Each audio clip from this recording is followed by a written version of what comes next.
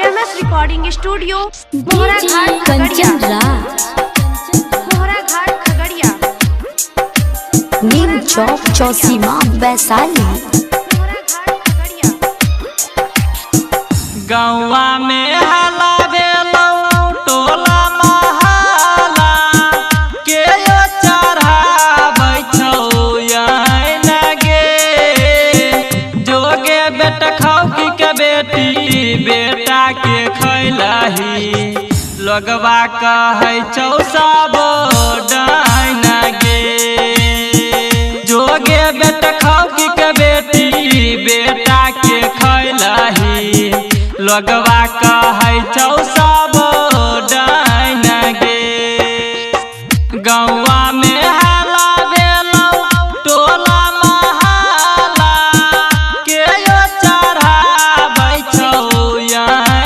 गे जोगे बेटा खौकी के बेटी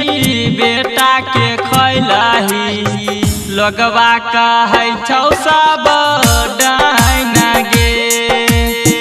जोगे बेटा खौकी के बेटी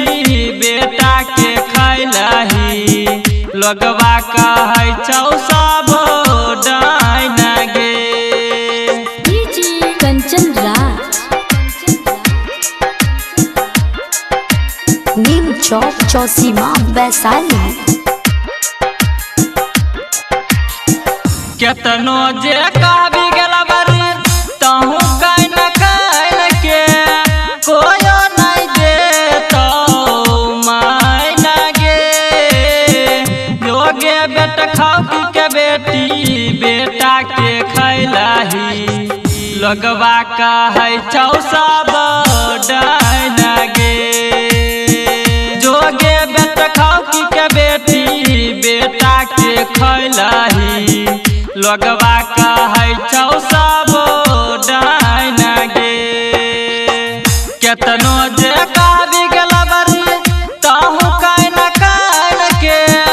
कोयो नहीं देतौ माइन गे जोगे बेटा खौकी के बेटी बेटा के खैलही लगवा कहै छौ सब डाइन गे जोगे बेटा खौकी के बेटी बेटा के खैलही लगवा कहै छौ सब डाइन गे।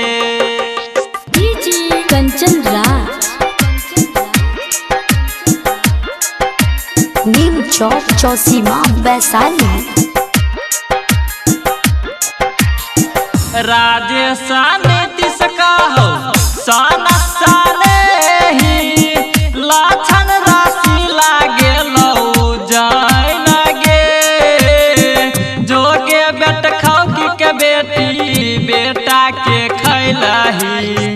लगवा कहै छौ सब डाइन गे